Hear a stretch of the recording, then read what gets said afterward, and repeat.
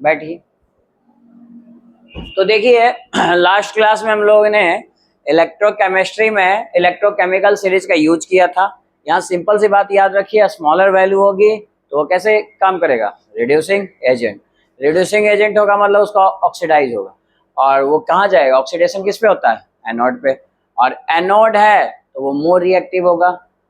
बिगर value oxidising agent होगा, उल्टा चलेगा रिडक्शन कैथोड पे, और उसकी रिएक्टिविटी कम होगी। जैसे जिंक और कॉपर का आप वैल्यू देख के बता सकते हो, नहीं ये वैल्यू स्मॉलर है जी तो ये कैसा होगा, रिड्यूसिंग एजेंट। और आप देखे होगा गैल्वेनिक सेल में ये कहाँ जाता था, एनोड पे, और जो एनोड पे जाता है वही इलेक्ट्रॉन का क्या करता है, बोलता नहीं है, इलेक्ट्रॉन का लॉस करता है। और कॉपर क्या करेगा, गेन करेगा, क्योंकि ये कैसा है, लेस रिएक्टिव, जल्दी से ये रिएक्शन कर देगा, और एनोड आपको एनोड पे ये चला जाएगा और लॉस करेगा इलेक्ट्रॉन का। ठीक है। दूसरा इसमें क्वेश्चन किस टाइप से आ सकता है, ई नॉट ऑफ सेल की वैल्यू निकालने के लिए, तो कैथोड माइनस एनोड, बट आप कैथोड एनोड डिसाइड मत करना, आप वैल्यू दिया रहेगा क्वेश्चन में, आप डायरेक्टली बता सकते हो कि bigger value minus smaller value. उसी तरह से हमेशा हमने देखा सेल का E naught of cell, E cell value निकाले तो हमेशा क्या रहता, पॉजिटिव, तो जो पॉजिटिव आएगा वहां पे बैटरी या सेल इज वर्किंग, और अगर सेल खुद से वर्क कर रहा है तो उसी को हम क्या बोलते हैं, स्पॉन्टेनियस रिएक्शन। लेकिन ई नॉट सेल की वैल्यू अगर 0 हो जाए तो उसे क्या बोलेंगे, इक्विलिब्रियम, मतलब फ्लो अब नहीं होगा। दोनों पोटेंशियल बराबर है, मान लो ऐसा ये -+5 है, मान लो इधर भी +5, तो कोई डिफरेंस है क्या, नहीं, तो फ्लो होगा क्या, नहीं होगा। आया बात समझ में। लेकिन कभी कभी ये निगेटिव हो गया, ई नॉट ऑफ सेल क्या हो गया, नेगेटिव, तो ये काम करेगा फिर खुद से, ये कैसा हो जाएगा, नॉन स्पॉन्टेनियस। कोई दिक्कत किसी को इसमें, पहचानना सीख गए, तो आप बताइए आप ही। हाँ, ये जो सेल होगा और ये जो सेल होगा, हम आपको 2 सेल पढ़ाए, एक गैल्वेनिक और एक इलेक्ट्रोलाइटिक, ये कौन सा सेल हो सकता है बताइए, गैल्वेनिक या इलेक्ट्रोलाइटिक।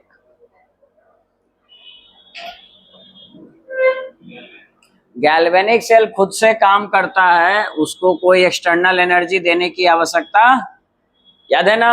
इलेक्ट्रोलाइटिक सेल कौन, जिसमें आपको इलेक्ट्रिक एनर्जी, अरे इसका नाम में छुपा हुआ है, इलेक्ट्रिक दो तभी काम करेगा, तो इलेक्ट्रोलाइटिक सेल। ठीक है, बैठिए। तो आप उसको बाहर से क्या कर रहे हो, एक्सटर्नल एनर्जी दे रहे हो ना। जैसे आपकी बैटरी जो मोबाइल की चार्ज हो रही है, कैसे चार्ज करते हो, खुद से चार्ज होता है क्या, नहीं, उसको पावर सप्लाई से कनेक्ट करते हो तब जाके, तो एक्सटर्नली वोल्टेज दे रहे हो ना। इसको आप कहाँ पढ़े हो, हम आपको बताते हैं, 10th क्लास या 11th क्लास में पढ़े हो गए, इलेक्ट्रोलाइसिस ऑफ वाटर, सुने हो, इलेक्ट्रोलाइसिस ऑफ वाटर, बहुत बेसिक बात कर रहा हूं। तो बताओ H2O है, अब यहाँ 2 इलेक्ट्रोड है, तो ये खुद से टूटेगा क्या, ये पेन का लगता है आपको खुद से टूटेगा, नहीं, जब तक कि इस पे एक्सटर्नल एनर्जी ना लगाई जाए। तो इसको भी तोड़ने के लिए, हाइड्रोजन और ऑक्सीजन में टूटता था ना, तो इसको तोड़ने के लिए क्या चाहिए, एक्सटर्नल एनर्जी। यही प्रोसेस ना इलेक्ट्रोलाइसिस कहलाता था, याद आ रहा है आप लोग को। या फिर आपने एक और चीज पढ़ा होगा, रिफाइनिंग ऑफ कॉपर, कॉपर का रिफाइनिंग। तो ये कॉपर जो है, इम्प्योर जो कॉपर है, जो थिक होता था, वो खुद से टूटता था क्या, नहीं, तो उसके लिए क्या सप्लाई करते हैं, इलेक्ट्रिसिटी। इलेक्ट्रिसिटी सप्लाई करते थे, कॉपर टूट जाता था, ये टर्मिनल नेगेटिव होता था, ये कॉपर प्लस यहाँ जाके जमा हो जाता था, जिसके कारण हमें प्योर कॉपर मिल जाता है। 10th क्लास में ऐसा पढ़े हो, याद आ रहा है, थोड़ा थोड़ा धुंधला आ रहा होगा थोड़ा बहुत, ठीक है। तो देखो यहाँ पे एक्सटर्नल एनर्जी लगा रहे हैं कि नहीं लगा रहे हैं, इसीलिए कौन सा सेल, इलेक्ट्रोलाइटिक सेल। यहाँ नामे में छुपा हुआ जी इलेक्ट्रिक, यानी इलेक्ट्रिक एनर्जी बाहर से लगाएंगे। इसमें इलेक्ट्रोलाइसिस में कौन सा सेल, वही बात, इलेक्ट्रिक एनर्जी बाहर से लगाएंगे। तो जिसमें इलेक्ट्रिक एनर्जी बाहर से लगा के उससे काम करवाने में, यानी कि उस पर एक्सटर्नल एनर्जी लगाते हैं, तब वो काम करना शुरू करता है, वर्क करना शुरू करता है, तो वो किसका कैटेगरी आ जाएगा, इलेक्ट्रोलाइटिक सेल। जिसका मैंने 2-3 एग्जांपल दिया, एक तो रिफाइनिंग ऑफ कॉपर, जितने मेटल्स का एक्सट्रैक्शन करते हैं उसमें किसको यूज करते हैं, ठीक है। और सेल कहाँ, जो आप छोटा सा एक नहीं सेल यूज करते हो, जो घड़ी में लगा लिए, खुद से है भाई, लगा दो, केमिकल अपना काम करना शुरू हो जाए, उसको एक्सटर्नल एनर्जी दे रहे हैं क्या, नहीं। मोबाइल में लगा, ये टॉर्च में लगा दिए, रिमोट में लगा दिए, जो बच्चों के खिलौने आते हैं टॉयज, उसमें भी रहते हैं, नहीं, उसमें भी लगा दो, वो खुद से काम करता है, उसको एक्सटर्नल एनर्जी देने की जरूरत नहीं है। जैसे वो घड़ी खुद से चल रहा है, उसमें बैटरी लगा दो, अब चलना शुरू कर देगा। अलग से कुछ एक्सटर्नल एनर्जी दे रहे हैं क्या? नहीं। लेकिन मोबाइल का जो बैटरी है वो आपको हमेशा, एक बार चार्ज है तो कुछ देर चलेगा, लेकिन डिस्चार्ज होने के बाद वो खुद से काम करेगा नहीं, उसको आपको चार्ज करना पड़ेगा। आप कैसे चार्ज करोगे? एक्सटर्नल एनर्जी देके। आया समझ में गैल्वेनिक और इलेक्ट्रोलाइटिक में अंतर? ये बार बार आपसे पूछता रहेगा घुमा फिरा के यही सवाल, कब स्पॉन्टेनियस कब नॉन स्पॉन्टेनियस कब ये। कोई डाउट है किसी को? नहीं ना? अब आपसे एक तरह का सवाल और पूछता है इसमें, फोर्थ पॉइंट, कि बताओ हाइड्रोजन को कौन कौन डिस्प्लेस कर सकता है। तो अगर आपको रिएक्टिविटी सीरीज याद होगा तो हाइड्रोजन से ऊपर ज्यादा लोग नहीं थे। कौन कौन थे? कॉपर थे, और मतलब आप मरकरी याद रख सकते हो, और कॉपर, मरकरी, सिल्वर, है ना, गोल्ड, प्लेटिनम, यही सब थे ना। ये सारे एलिमेंट्स ऐसे हैं जिसको याद करना आसान है, सारे एक्सपेंसिव एलिमेंट, महंगे हैं। नहीं, कॉपर से महंगा गोल्ड तो भी बहुत महंगा है कि नहीं है? अरे तुम लोग को 1 लाख पार हो गया गोल्ड का दाम, है ना। ठीक, यहाँ पे इसका ई नोट ऑफ सेल क्या होता है? 0 होता है। इसके नीचे वाला जो वैल्यू है कौन है? वो सारे जो मेटल्स हैं वो ज्यादा इससे रिएक्टिव होंगे। तो बताइए यहाँ पे जो इसके बिलो जो मेटल्स है, जैसे सोडियम, पोटेशियम, एल्युमिनियम, मैग्नीशियम, इन सब से अगर हाइड्रोजन का रिएक्शन होगा तो ये इसको डिस्प्लेस कर देगा। तो कभी कभी ये पूछा जाएगा कि कौन सा, which of the following displace the hydrogen. तो हाइड्रोजन को ही डिस्प्लेस करेगा जो हाइड्रोजन से बिलो होगा, और हाइड्रोजन से जो बिलो एलिमेंट होता है ना उसको बोलते हैं एक्टिव मेटल। वो एक्टिव है जी, जो हाइड्रोजन को डिस्प्लेस कर दे। आज जो डिस्प्लेस नहीं करेगा वो कैसा होगा? Non active. तो कभी कभी किताब अगर आप पढ़ते होगे तो ये सब एक्टिव और नॉन एक्टिव वर्ड मिलेगा। तो एक्टिव एलिमेंट कौन? Which displace the hydrogen atom from its compound. जैसे HCl है, HCl है और सोडियम से रिएक्शन होगा, होगा डिस्प्लेसमेंट, ऑफ कोर्स होगा। ये से बहुत ज्यादा रिएक्टिव है, इसको हटा देगा और उसकी जगह खुद बैठ जाएगा और हाइड्रोजन गैस बाहर निकल जाएगा। आपने पढ़ा है ना 10th क्लास में, जब मेटल कोई एसिड से रिएक्ट करता है तो हाइड्रोजन गैस निकलता है। क्यों निकल रहा है, समझ में आ रहा है? क्योंकि ये इसकी जगह ले रहा है। अच्छा, उसकी जगह क्यों ले रहा है? कि उससे ज्यादा रिएक्टिव। अब तुम इन लोग को चेयर पे बैठना, तुम्हारा छोटा भाई बैठा हुआ है, उसको हटा के नहीं बैठ जाओगे? क्यों? कि उससे ज्यादा पावरफुल है ना। अरे बात समझ में? तो जो जिससे ज्यादा पावरफुल होता है उसको हटा के बैठ जाता है, ये उसकी जगह से उसको डिस्प्लेस कर सकता है। लेकिन मान लो कॉपर आ गया, तो कॉपर का क्या है? हटो तो जरा, ये हटेगा? तुमसे ज्यादा हम पावरफुल, भागो यहाँ से। तो ये नो रिएक्शन, इस केस में रिएक्शन, तो ये कैसा मेटल हो जाएगा? एक्टिव या non active? Non active metal. तो ये फोर्थ पॉइंट लिखो, जो कि कल इलेक्ट्रोकेमिकल सीरीज में हम लोग लिख रहे थे, एक्टिव मेटल और नॉन एक्टिव मेटल। छोटा सा लिख लीजिए, इससे ज्यादा कोई सवाल आते नहीं है, लेकिन फिर भी आप लिख लीजिए।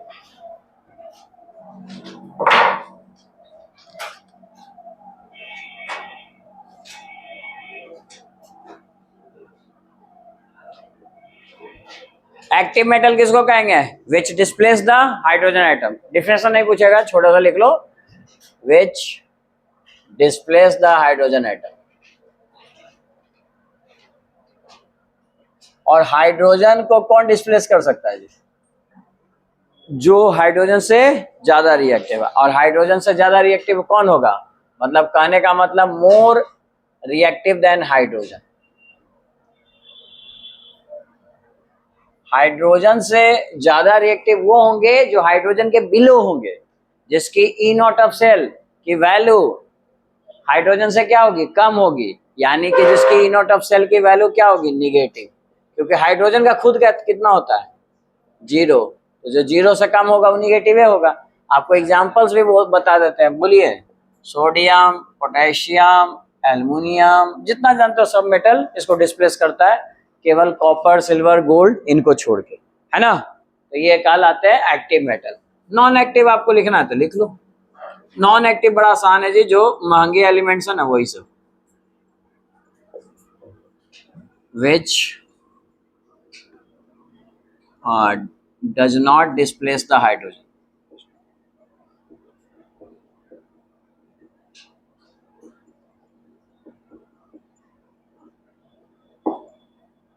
मतलब कहने का ये हुआ कि ये सब लेस रिएक्टिव होंगे किससे, हाइड्रोजन से।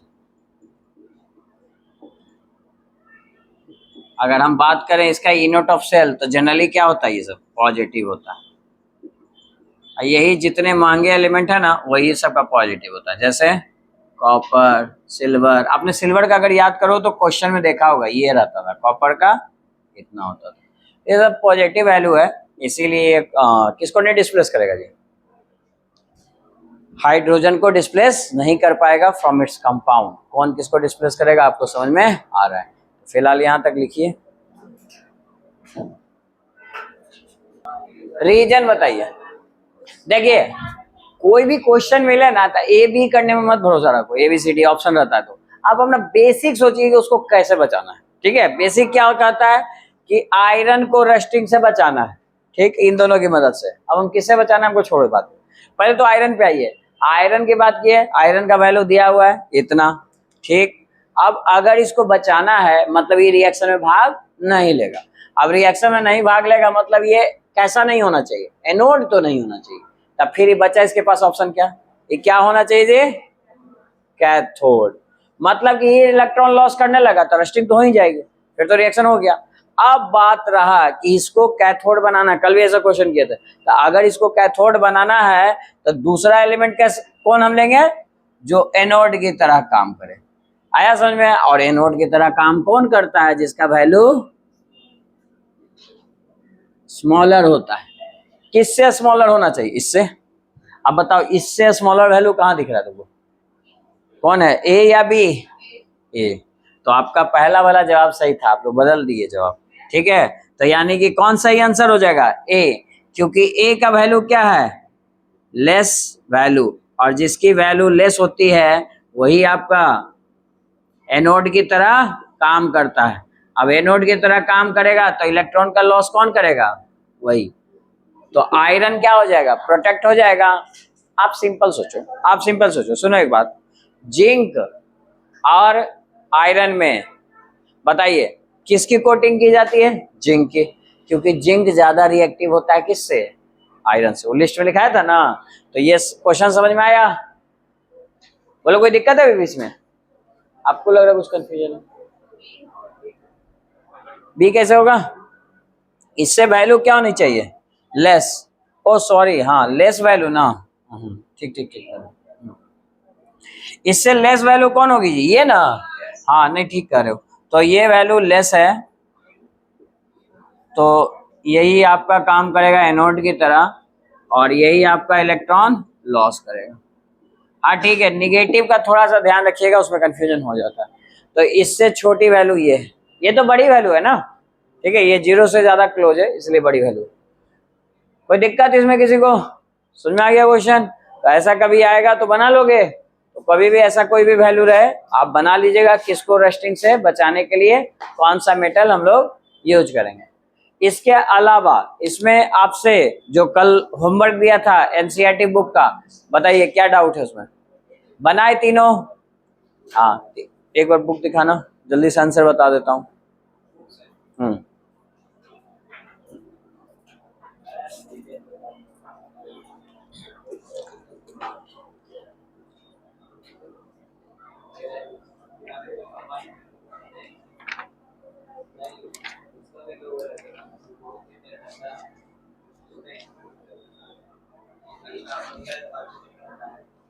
हाँ जी, इसमें पहला तो रिएक्टिविटी बताने तो बता ही दोगे, दूसरा बन ही गया होगा, वैल्यू देख के बता देंगे।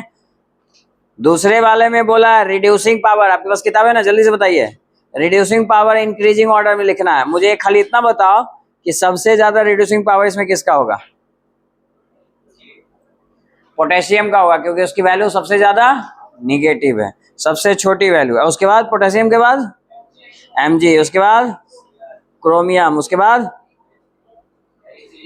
मरकरी, और लास्ट में। अच्छा, अब क्वेश्चन नंबर 3 देखो, क्वेश्चन नंबर 3 अच्छा क्वेश्चन है, इसको हम आगे क्वेश्चन बनाने में यूज करेंगे। एक बात बताइए, ये लिखा हुआ है जिंक प्लस 2Ag प्लस, और इससे क्या कन्वर्ट हो रहा है, जिंक प्लस 2 और 2Ag। मेरे को एक बात बताओ, सेल रिएक्शन इससे आप लिख पाओगे, आपको बोला है कि इंडिविजुअल रिएक्शन लिखिए दोनों इलेक्ट्रोड का, विच इलेक्ट्रोड इज नेगेटिवली चार्ज। पहला क्वेश्चन तो यही पूछा है कि निगेटिव चार्ज इलेक्ट्रोड कौन होगा, बोलो। अच्छा, नेगेटिव चार्ज कौन होता है? गैल्वेनिक सेल है ना, गैल्वेनिक सेल में नेगेटिव कौन होता है, बोलो। कैथोड या एनोड? एनोड। तो एनोड पे कौन जाएगा? जो लॉस करेगा इलेक्ट्रॉन। देखो इलेक्ट्रॉन लॉस इसी का ना हो रहा है, लॉस करके Zn+2 में जा रहा है, जो इलेक्ट्रॉन लॉस करेगा, यानी कि इसमें आंसर कौन हो जाएगा? इसमें कह सकते हो जिंक। जिंक आपका सही आंसर। कोई दिक्कत? पहचान लिए ना? पूछता पॉजिटिव चार्ज में कौन जाएगा जी, तो कैथोड पे जाएगा। कैथोड पे कौन जाएगा? कौन जाएगा कैथोड पे? ये जी, चाहो चाहो तो ये भी लिख लो, पॉजिटिव चार्ज ये कहाँ जाएगा जी? At cathode. कैथोड पे क्या होगा वैल्यू, मतलब गेन ऑफ इलेक्ट्रॉन। और देखो यहाँ साफ साफ तुम्हें दिख रहा है इलेक्ट्रॉन गेन कर रहा है, ये +1 से 0 आ रहा है। कैसे आ रहा है? न्यूट्रल क्यों हो रहा है? क्योंकि इलेक्ट्रॉन गेन कर रहा है, और इस कारण से इसका आंसर कौन हो जाएगा? यानी कि कोई दिक्कत है क्या इसमें किसी को? यानी कि सिल्वर जो है वो कैथोड पे आएगा। दूसरा क्वेश्चन देखिए, the carrier of the current in the cell. Current कौन कैरी करेगा? अच्छा, इंडिविजुअल रिएक्शन कहाँ है पहले लिखना। तीसरा लिखो तो अच्छे से, ये लिखिए, आगे क्वेश्चन बनाने के लिए आपको ये लिखने आना चाहिए।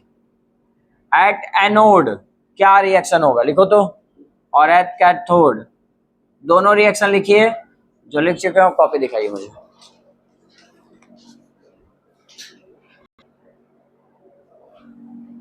देखो एनोड कैथोड तो आपने डिसाइड कर ही लिया, लेकिन खैर कभी कभी वैल्यू नहीं रहेगा तो यहाँ देख के समझ सकते हो। जिंक 0 से +2 में जा रहा है, जिंक में ये परिवर्तन हो रहा है। अब देखो ये नंबर का बढ़ना ऑक्सीडेशन कहलाता है, नंबर का घटना 1 से 0 आ रहा है रिडक्शन कहलाता है। ये सिंपल सी बात देख लेना। तो बताओ जिंक जो ऐसा था, कैसा था? Zn0 था, और बाद में कैसा हो गया? Zn+, Zn2+। तो यही तो लिखना था बस।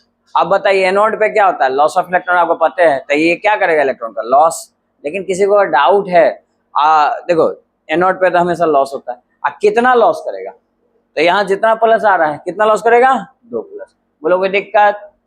आइए सिल्वर की बात करते हैं। तो सिल्वर प्लस है +1, तो जाके ये बन रहा है क्या? कोई दिक्कत किसी को? सिल्वर 0 बन रहा है। अच्छा, अगर ये सिल्वर को न्यूट्रल करना है तो ये कैथोड पे तो आपको पता है गेन ऑफ इलेक्ट्रॉन होता है, तो 1 इलेक्ट्रॉन का गेन होगा। बोलो कोई दिक्कत? लेकिन चूंकि जिंक 2 इलेक्ट्रॉन लॉस किया है तो 2 को ना गेन करेगा जी। तो इसको गेन करने के लिए अब 2, ये 1 सिल्वर तो बोलेगा हम 1 ही गेन कर सकते हैं, इसीलिए यहाँ पे क्या लगाएंगे? 2। देखो आप इक्वेशन में 2 सिल्वर है, अब समझे कि 2 क्यों लिए है। तो यहाँ पे 2 सिल्वर आएगा तो 1 1 दोनों गेन करेगा तो कितना हो जाएगा? 2 इलेक्ट्रॉन। इसलिए यहाँ पे सिल्वर में भी आपको क्या लिखना होगा? 2, और इसी को ऐड कर दीजिएगा तब ये रिएक्शन मिल जाएगा। ऐड करो, काट दिए दोनों को, तो क्या लिखेंगे बताइए? इधर आप Zn+2Ag+ लिखिएगा, और इधर क्या लिखिएगा? ये Zn+2 और 2Ag, यही ना आपका ऊपर लिखा हुआ है। और इस रिएक्शन को कंप्लीट रिएक्शन कहते हैं, और कंप्लीट को क्या कहेंगे? सेल। तो इसीलिए कौन सा रिएक्शन होगा? Cell reaction. पॉजिटिव नेगेटिव को साथ लिख दो, एनोड कैथोड को, तो वो आपका सेल रिएक्शन हो जाएगा। बोलिए बात समझ में आती है? कोई दिक्कत किसी को ये रिएक्शन लिखने में? इस तरह से लिख लोगे तो आप समझे ना 2 क्यों आया। तो ये बड़ा जरूरी चीज है कि 2 कैसे आता है, क्यों आता है, और इसको आपको समझना पड़ेगा कि कैसे आता है। ठीक है, तो जल्दी से इसे राइट डाउन कर लीजिए।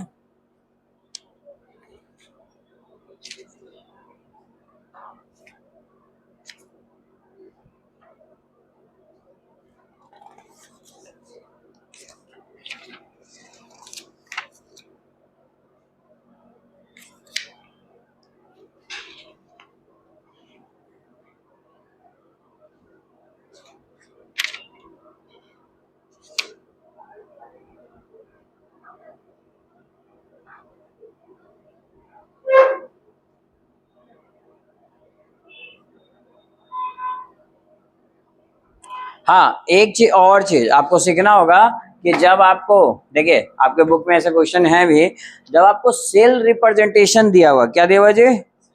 Cell representation. सेल रिप्रेजेंट करने आता ना इसको, इसको जल्दी से रिप्रेजेंट करो तो। सेल रिप्रेजेंटेशन इसका लिखो, क्या लिखेंगे?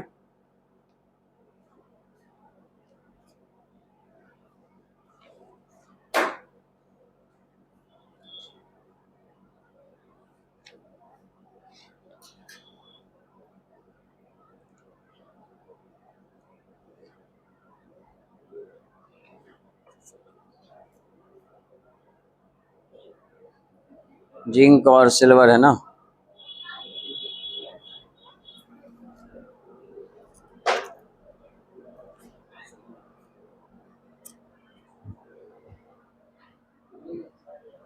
इसका सेल रिप्रेजेंटेशन लिखे होगे तो आप ये नहीं लिखे होगे जी कि जिंक जा रहा है Zn+2 में, उसके बाद कौन आएगा? सॉल्ट ब्रिज, क्योंकि पहले ये नोड होता है ना, और उसके बाद क्या लिखेंगे? सिल्वर। सिल्वर पहले ऐसा था Ag+ में, और किस में चला गया? Ag में। देखो अगर सेल रिप्रेजेंटेशन लिखे हो तो इसमें इसकी वैल्यू 2 या 1 लिखने की आवश्यकता नहीं है, वो रिएक्शन में खुद आ जाता है। आ रहा है बात समझ में? किसी को कोई दिक्कत? तो देखिए आपके 2012 में क्वेश्चन है, मैं लिखता हूँ क्वेश्चन, लिखियो। एल्युमिनियम से, अच्छा पहले सिंपल सा करो फिर वो करना, ठीक है? चलिए,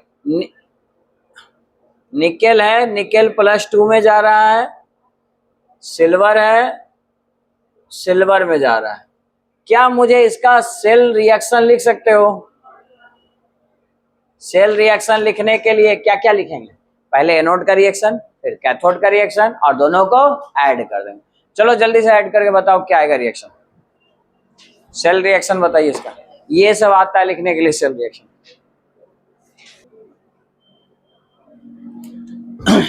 देखो साफ साफ दिखता है, पहले वाला लेफ्ट हैंड साइड एनोड होता है, और एनोड ही हमेशा इलेक्ट्रॉन का लॉस करता है। तो बताइए निकेल है, निकेल+2 में जा रहा है, ये किस पे होगा जी? कौन सा टर्मिनल पे? एनोड पे। अब आपको पता है इलेक्ट्रॉन तो हमेशा ही लॉस करता है, तो लॉस किया। कितना इलेक्ट्रॉन लॉस करेगा बोलो? 2। कोई दिक्कत? चलिए आइए, कैथोड पे कौन आएगा? एट कैथोड सिल्वर, साफ साफ दिख रहा है सिल्वर प्लस में है तो 1 इलेक्ट्रॉन गेन करेगा, तो Ag में आएगा। अब आप खुद दिमाग लगाइए, अरे भाई लॉस 2 इलेक्ट्रॉन हुआ है, तो 1 गेन करने के लिए 1 ही सिल्वर है, तो कितने सिल्वर हमको फिर चाहिए होंगे? दोनों गेन करने के लिए कितने सिल्वर चाहिए होंगे? 2, है ना? तो 2 सिल्वर ले जाएंगे और 2 गेन करेंगे, तो इससे क्या हो जाएगा? यहाँ पे 2 आ जाएगा। ये आप समझ रहे 2 क्यों आया? अब इसको इक्वेशन को जोड़ेंगे तो कट नहीं जाएगा। इक्वेशन क्या आएगा? Na इधर Na2+ में चेंज होगा, और इधर 2Ag+, जो बदल के चेंज किस में हो जाएगा? 2Ag+। बोलो ये बात समझ में आती है? तो एक अच्छा क्वेश्चन देता हूं इसी में आपके बोर्ड में 2013 में, इसका सेल रिप्रेजेंटेशन दिया हुआ है। क्या दिया हुआ है? सेल रिप्रेजेंटेशन, और जिससे आपको डिसाइड करना है इसका सेल रिएक्शन। एनोड कैथोड का दोनों सेपरेट लिख के, और फिर आपको सेल रिएक्शन दिखाई करना है। तो ये जिसका बन जाए मुझे कॉपी दिखाइएगा। निकेल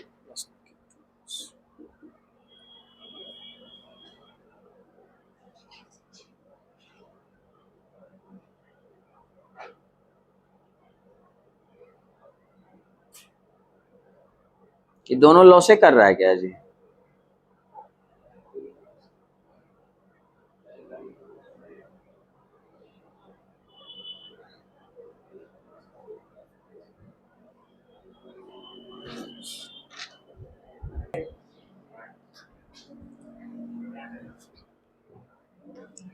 यहाँ पे क्या है जी? ये क्या कर रहा है? किसमें चेंज हो रहा है? Ag+ में। यहाँ पे इलेक्ट्रॉन का लॉस।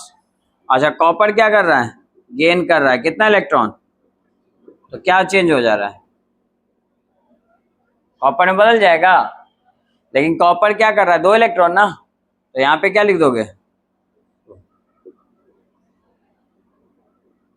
आया बात समझ में? यही लिखे हो सब, चेक करो। अच्छा एक बात बताओ, कॉपर और सिल्वर में कौन ज्यादा रिएक्टिव है? कॉपर और सिल्वर में बोलो कौन रिएक्टिव ज्यादा है? अरे लिस्ट में देखो ना, कॉपर। ठीक है, तो एक्चुअली ये गलत आंसर है। इसमें क्या सुधार करेंगे, ये थोड़ा सा उल्टा आपको दिया है कंफ्यूज करने के लिए। आया समझ में? ये आंसर नहीं होगा। क्या होगा आंसर फिर बताइए? कैथोड पे कौन जाएगा, एनोड पे कौन जाएगा? ये कौन ज्यादा रिएक्टिव है? ये तो एनोड पे ये रहेगा। आया समझ में? और कैथोड पे कौन रहेगा? तो ये मतलब आपको थोड़ा उल्टा दिया है, आपको थोड़ा सा आइडिया रिएक्टिविटी का रखना है। इतना तो पता ही है ना जी, कॉपर सिल्वर में कौन ज्यादा रिएक्टिव है। तो ये पूछ भी रही थी वही, यही पूछ रहे थे ना आप। तो देखिए आपको यहाँ इसको एनोड पे रखना था, अब एनोड पे रखेंगे तो कॉपर किस में चेंज होगा? कॉपर 2+, क्योंकि एनोड पे क्या होता है? बोलो एनोड पे क्या होता है? Loss of electron. इसको उल्टा लिखिए, कॉपर से 2 इलेक्ट्रॉन लॉस हुआ तो क्या बनेगा? कॉपर 2+। कोई दिक्कत? अब आ रहा है समझ में? इस तरह से थोड़ा सा वो लोग सेल रिप्रेजेंटेशन को उल्टा लिख के आपको समझने के लिए दिया है क्वेश्चन। अच्छा, इसमें कैथोड पे क्या होता है? Gain of electron. तो सिल्वर अपना गेन करेगा इलेक्ट्रॉन, लेकिन कितना? एक ही कर पाएगा। लेकिन लॉस कितना हुआ है जी? 2 का। तो फिर सिल्वर कितने चाहिए? 2। आ रहा है समझ में? बोल नहीं रहे हो सर? ये इलेक्ट्रॉन कट गया। अरे ठीक है, गलती हो गया तो सदमे में कहे आ गया सर। ठीक है जी, प्लस कॉपर 2+। अब नहीं होगा, क्योंकि अब आप लिखने के पहले रिएक्टिविटी पे भी ध्यान दोगे, और ऐसा देगा जो रिएक्टिविटी जनरली हमें समझ में आता है। ठीक है, कॉपर सिल्वर ये सब तो सुधार कर लीजिए, ये आंसर होगा इसका। देखिए जैसे आप जानते हो फर्स्ट वाला, तो ऐसे भी आपको ये पता है कॉपर की रिएक्टिव ज्यादा होती है मरकरी से। तो कॉपर कहाँ जाएगा? एनोड पे। अब अगर कॉपर एनोड पे है तो कॉपर किस में चेंज हो रहा है? कॉपर 2+। ये इलेक्ट्रॉन लॉस कर रहा है। और ये कहाँ होगा? कैथोड पे। कैथोड पे कौन होगा? मरकरी। मरकरी आपका 2 इलेक्ट्रॉन गेन करेगा, तब जाके वो Hg में चेंज होगा। ये तो बड़ा सिंपल सा है, दोनों कट जाएगा बस, और क्या। और कॉपर प्लस Hg2+, और ये कॉपर 2+ और Hg। ये आ गया सेल रिएक्शन। आया सबका? ये ऑप्शन आपका है इसमें। आप चाहो तो 7 का चेक कर सकते हो। किसे मैच कर रहा है जी? हाँ, ऑप्शन डी से 7 का डी हो जाएगा। देख लेना आंसर, ठीक है। सुनिए, अब आपको इसमें देखिए कुछ क्वेश्चन मैं करा देता हूँ। जैसे 9 नंबर में पूछा है Zn+2 कॉपर 2+ कॉपर, ये है ना गैल्वेनिक सेल जी। अब आप पूछा है क्या बोल आया समझ में? तो ये इसमें पूछा है क्या कि इसमें निगेटिव टर्मिनल कौन होगा? अब बोलो, निगेटिव टर्मिनल कौन होता है गैल्वेनिक सेल में? पता है ना कौन? एनोड। तो एनोड पे कौन आएगा इसमें? जिंक आएगा। तो आंसर क्या हो जाएगा? जिंक। बस इतना सा बताना था, ठीक है। अच्छा हाँ, इसमें कंफ्यूज करने के लिए जिंक और जिंक+2 दोनों दिया है, तो आप किसको टिक करोगे? जिंक को। अरे भैया इलेक्ट्रोड जो बनाएंगे रॉड, वो मेटल का बनता है, वो आयन का थोड़ा बनता है। आयन तो सॉल्यूशन में रहता है, यहाँ प्रेजेंट रहेगा, जो वाटर में टूटता है। आया समझ में? तो आयन बाद में बनता है, पहले तो जिंक होता है। जो रॉड लेते हैं वो तो जिंक होगा। तो जिंक टिक कीजिएगा, यानी कि आंसर क्या हो जाएगा? जिंक। कोई दिक्कत किसी को इसमें? नहीं। अब देखो यही सब क्वेश्चन 10 नंबर में पढ़ना है, खाली आंसर बन जाएगा। जैसे कॉपर 2+ और मरकरी नहीं है, सिल्वर। अब पूछ रहा है कि इसमें एनोड कौन है, कैथोड कौन है? नहीं बता दोगे? बोलो पहले वाला ही कौन होगा? ये कॉपर एनोड होगा और ये कैथोड होगा। बस यही बात पूछ रहा था, ऑप्शन में देख लेना, टिक मार देना, ठीक है। और बहुत होगा तो आपसे पूछेगा कि इसमें कौन नेगेटिव टर्मिनल, कौन पॉजिटिव टर्मिनल। कौन नेगेटिव? कॉपर, ये पॉजिटिव। बस इतनी सी बात बताना है। समझ में आ रहा है? ठीक है। उसी तरह से रिडक्शन पोटेंशियल भी पूछा है, देखो 13 नंबर क्वेश्चन में। बस खाली पढ़ना है आपको, 25 क्वेश्चन तो तुरंत बन जाएंगे। देखिए रिडक्शन पोटेंशियल पूछा है, जहां की आपको क्लोरीन दिया है, इसका वैल्यू दिया है 1 एक है प्लेटिनियम, उसका वैल्यू दिया है ई नॉट 1.20, एक है क्लोरीन जिसका -0.15। तो आप नहीं बता दोगे इसमें कौन स्ट्रॉन्ग रिड्यूसिंग पोटेंशियल है? रिडक्शन पोटेंशियल मतलब रिड्यूसिंग एजेंट पूछ रहा है, और क्या कौन काम करेगा जी? जिसकी वैल्यू कम होगी। वैल्यू कम किसकी? ऐसे भी जानते हो ना प्लेटिनियम कहाँ रिएक्टिव होता है, बहुत कम होता है, तो कौन सा आंसर हो जाएगा? बोलिए, बात समझ में आ रहा है? ये सब बन जाएगा ना क्वेश्चन, टेस्ट के बाद बनाना, कल नहीं बनाना, परसों से बनाना। 8 which of the following is possible at anode? Anode पे कौन पॉसिबल है, बताइए इसमें से कौन पॉसिबल है? एनोड पे कौन पॉसिबल होता है जी, बताइए। एनोड पे जो इलेक्ट्रॉन लॉस करे वही ना पॉसिबल होगा। तो आप चेक कीजिए कौन कौन होगा इसमें से। लॉस ऑफ इलेक्ट्रॉन, अच्छा एक बात बताओ, आप ऐसे बता सकते हो एनोड पे क्या होगा जी? Loss of electron. अच्छा, जो इलेक्ट्रॉन लॉस करेगा वो कैसा एजेंट, माने एनोड वाला कैसा एजेंट होता है? अच्छा, ये ऑक्सीडेशन, तो एजेंट कैसा? Reducing agent. तो जो रिड्यूसिंग एजेंट की तरह काम करे वो क्या होगा? एनोड होगा। 8 नंबर बनाने के लिए आपको थोड़ा सा रेडॉक्स रिएक्शन का आइडिया रखना पड़ेगा। तो आइए हम बता देते हैं आपको, आप पूछे हो तो। 8 नंबर देखिए, ऑप्शन ए चेक कीजिए। 2 chromium 3 plus 7H2O, chromium 7 2 minus 14H plus. ठीक है, आप बताओ क्रोमियम पहले कैसा था? उसमें +3 ऑक्सीडेशन नंबर थी। क्या इस क्रोमियम का आप ऑक्सीडेशन नंबर निकाल सकते हो? आता है निकालने? निकालिए, बताइए कितना आएगा।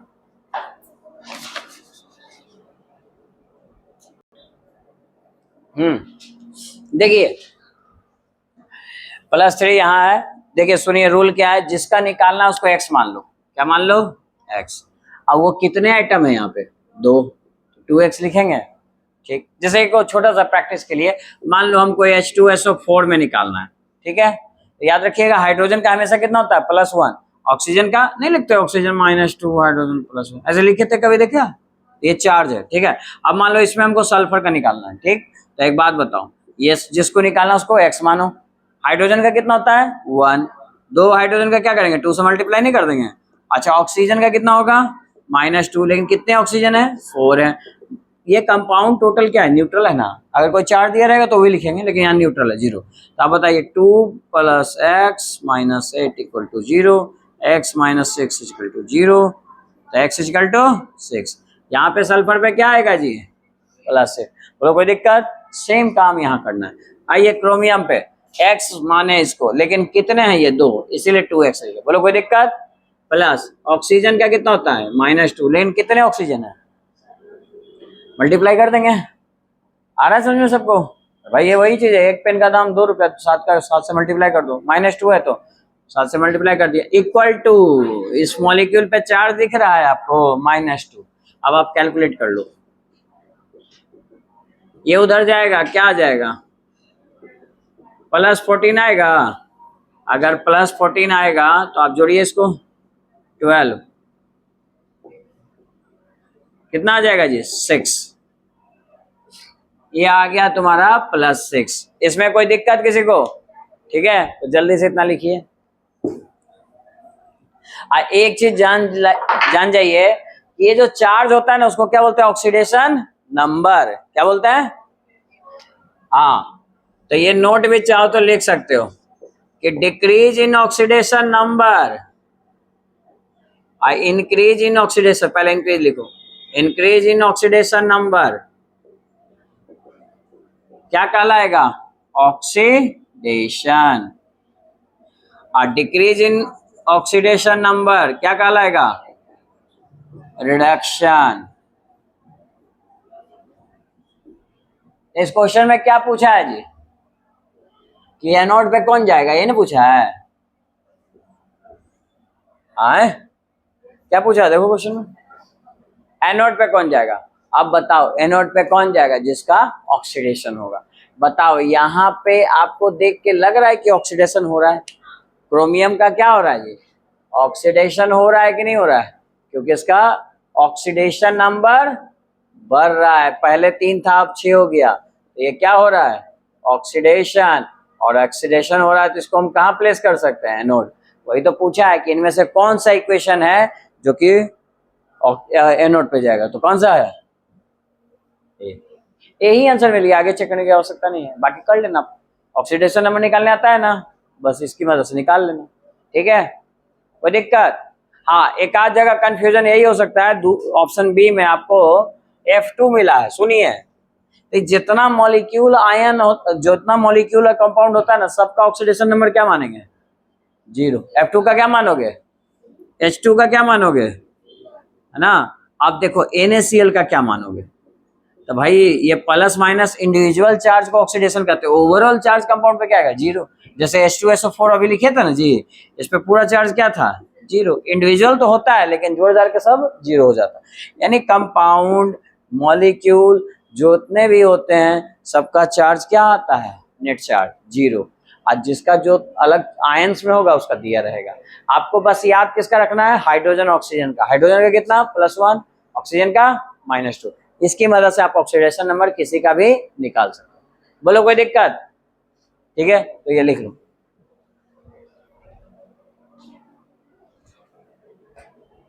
यूज होगा, देखिए जैसे अब हम आपको बता दिए कि फ्लोरीन, ऑप्शन बी चेक करो। ये हम पूछे एनोड पे जाएगा कैथोड पे? एनोड तो हमको मिल चुका है, इतना तो पता है एनोड पे नहीं जाएगा, लेकिन देखते हैं। तो बताइए इसका 0 आएगा। अब 0 से कहाँ जा रहा है? -1। बोलिए डिक्रीज कि इंक्रीज? अब डिक्रीज इन ऑक्सीडेशन नंबर क्या कहलाता है? रिडक्शन। रिडक्शन जिस जगह होता है उसको कौन सा इलेक्ट्रोड कहते हैं? कैथोड। तो ये फ्लोरीन कहाँ जाना चाहिए? कैथोड पे। लेकिन क्वेश्चन में क्या पूछा है? एनोड पे। तो ये नहीं ना जाएगा। आप बाकी ऑप्शन चेक कीजिएगा, सी ऑप्शन दिया, डी तो नन ऑफ दिस दिया। आ रहा है समझ में? तो ये नहीं जाएगा। अब मेरा क्वेश्चन यही ना था कि ये F2 0 क्यों 0 भाई? तो इसका सिंपल सा आंसर है, अरे 2 हाइड्रोजन है, इसके बीच में इलेक्ट्रॉन बीच में रखा हुआ है, तो क्या कोई चार्ज आएगा? इलेक्ट्रॉन के शिफ्टिंग के कारण चार्ज आता है। यहाँ पे कोवेलेंट बॉन्ड बनते हैं। ये इस प्रॉपर्टी को क्या कहते हैं? इलेक्ट्रोनेगेटिविटी। अब बताओ फ्लोरीन के बीच में इलेक्ट्रॉन रखा हुआ है, कौन खींचेगा? दोनों इक्वल एनर्जी से खींचेंगे तो नेट फोर्स क्या हो जाएगा? 0 रिजल्ट। तो एक किधर भी डिस्प्लेस होगा? नहीं। लेकिन पोलैरिटी किसमें आता है? जब डिफरेंट रहता है। हमने ऐसा नहीं, इसमें डिफरेंस रहे तो पोलैरिटी आएगा। कौन खींचेगा? क्यों खींचेगा? कि उसके इलेक्ट्रॉन खींचने की कैपेसिटी सबकी अलग अलग होती है, लेकिन सेम वाला तो सेम ही रहेगा। तो ये इधर रहेगा तो ये माइनस, ये प्लस। इसीलिए ना कहते थे कंपाउंड पोलर होता है, नॉन पोलर होता है। याद आ रहा है? ये वाटर सोलेबल होता है क्योंकि वाटर खुद पोलर है, और ये इनसोलेबल होता है। खैर, यहाँ 0 वाला बात समझ में आ गया? किसी को कोई दिक्कत? नहीं भूलोगे? ये सब ऑर्गेनिक में बार बार आपको याद दिलाएंगे, आगे भी क्वेश्चन करेंगे जहाँ polar, non polar, solubility, non soluble water, ये सब बताने होते हैं, सॉल्युबिलिटी इन वाटर और नॉट। फिलहाल तो आपको कैथोड और एनोड बताना है कि ये जो है रॉड वो कैथोड पे जाएगा या एनोड पे जाएगा। कोई दिक्कत? लिख लीजिए यहाँ तक पहले।